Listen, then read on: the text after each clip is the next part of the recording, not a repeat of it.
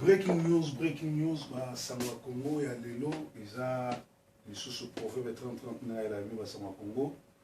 Le Rwanda, pays dans lequel Paul Kagame est président, a reçu, donc, ce week-end au Itkoleka, la visite du secrétaire d'État américain John Kerry. Après plusieurs jours de recherche d'informations sur ce sujet, voilà maintenant, nous vous informons ce qui s'est passé. Selon notre source proche du président, président M. Kagame, le secrétaire d'État américain était porteur d'un message confidentiel du président Barack Obama, lequel message qui consistait à dire à Paul Kagame de ne pas chercher à s'embrouiller dans les bourbes congolais et de ne pas intervenir pour aider Kabila à violer la constitution de la RDC. Selon nos sources proches du Rwanda, Paul Kagame aurait reconnu qu'il est temps à lâcher Kabila pour laisser la place à une alternance sérieuse pour avoir une paix durable dans les pays des Grands Lacs. Donc, les alibas informations aujourd'hui. Alors, c'est sûr que Lusha, quelques Lusha les sous. Alors, aussi, les alliés rassemblement, information, crise amplifiée après les dialogues de Kodjo. Donc, semaine passée, pour la bataille, secrétaire d'État John Kerry a coupé sa lettre na Kagame, a mekakotia zolo na été, na makambo Congo, parce que Yende azali acteur principal de la crise à Congo, Atika Kabila, Basila Anaye. Et je vous informerai que Kagame est déjà un collimateur, il y a CPIP, il y a américain, parce qu'il est né à organiser un génocide na Rwanda, P. Aboma Batebele, P. Azali mentor, il y a Kabila. Alors, awa, dialogue ou monologue à Kodjo est amplifié sous crise. Donc, crise congolaise après les dialogues de Kodjo, Kamer et Kabila, très amplifié. Les rassemblements alertent avant le sommet de Luanda.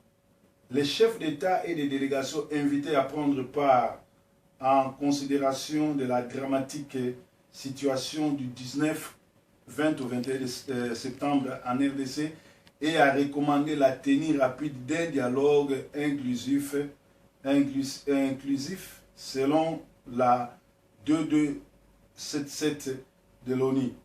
Avant le mini-sommet de Luanda, la RDC sous forte pression. Donc avant le mini-sommet à Luanda, il y a un rassemblement, c'est-à-dire Papa Etienne Tshisekedi n'a pas tout un rassemblement, il y a un chef de délégation, parce que le sommet en Rwanda, il y a un sommet sur la crise où il y a un Congo. Bateau tout balia kabazako kabola kabola richesse à pays yamboka ko massacrer na Congo ezaka ngonga moko soko leo ndenge balobaka muyibi azaka na 99 jours mukolo bilanga azaka na jour moko sikoyo mukolo bilanga eza biso to bandi ko bisa bango ke komi na suka fo ba lâcher ou soki ba lâcher te ba kokufa yango bazo sala sommet wana po ba yeba ndenge nini ba ko bendana na Congo kimia mais Rwanda azobanga ba répercussion. Alors oui, bon, biso tozo benda Kabila nde azali ko protéger biso yazali Rwanda lokola biso to tchaki kuna aboma musée po biso to kota toyiba pe ba Rwanda mingi bazu nationalité ba tongi pe banda ko ba komi ba minene na Congo awa bozo benga na biso soki Tshisekedi bien vrai congolais du pouvoir c'est-à-dire to baby po la guerre sera populaire et longue ba kolanda biso tina Rwanda ba komi ko banga sikoyo impact ya ba crime basali na Congo ba congolais ba odile na monde ngeni. Alors ya mwana papa Tshisekedi ya ABC na ba konzinyo so ba okene kuna ba chef d'état na ba chef de gouvernement ba yeba makamuni le salamaki le 19 le 20 le 21 septembre pe ba yeba ke le 19 décembre ba ko salango pe après to kolangela ba pays nyonso tout oyo eyaki ko piller eyaki ko boma na Congo. Donc à bon attendeur salut. Ba yebo yeba biso susu que la RDC se retrouve une fois de plus à la croisée des chemins. Dans les jours qui viennent, 4 ou 5 dates sont à retenir avec le plus grande attention. Mikolo Zoya, tu as une date belete, tu as 2-3 dates où il faut retenir avec attention. Date le 19 novembre, ils allaient dernier carton jaune, puis date le 19 décembre où ils allaient boboma biso to bomanado kabila o biso yango wana rassemblement ezosengana bato nyonso tu bake na Luanda bayebake bakei kosakana te me babima na Congo na malembe parce que olebelo kwa mboa préparer mbango mbala moko pe na direct ya Beni batineli information Luc Mayembe alerte enlèvement de plus de 6 militants Lucha à Goma alors qu'ils sensibilisaient la population sur le sitting de ce mercredi en vue de protester contre l'accord anticonstitutionnel de la cité de l'OIA. Na Goma, Baouti ko enlevé to ba arrêté 6 militants ya Lucha alors que bazali ko sensibiliser population pour la protestation à sitting ya mercredi oyo. Tokoloba ke bana Lucha na Est à Congo, félicitations bazo travailler malam.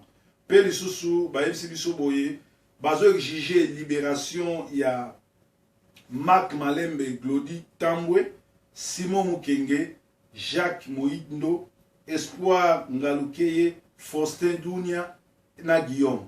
O ezali basango et ezali ya Congo ya lelo, c'est-à-dire que RDC barakor oyo Kodio Vital asalaki, c'est-à-dire Kodio azali nani Mupaya azali Togolais asinyaki na ba utu o na ba tuchi o bazali ba Rwandais bazo nationalité ya Congo na minduki ezali accord moko eye ko tia susu crise makasi.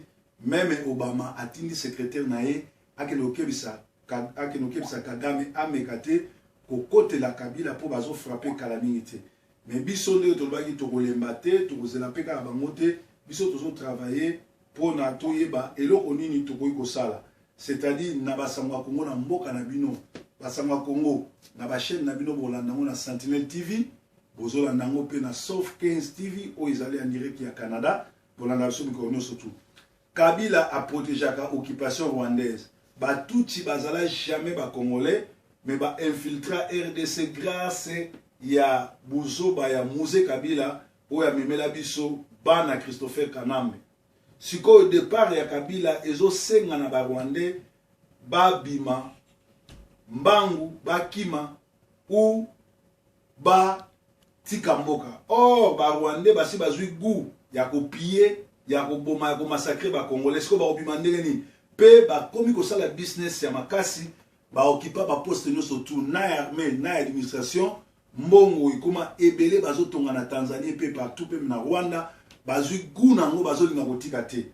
Déjà Kagame na ba Canadien ba kendeki ko inaugurer ba usine na lac Kivu ba usine na lac Tanganyika o eza ya ba pétrole mususu eza ba coltan.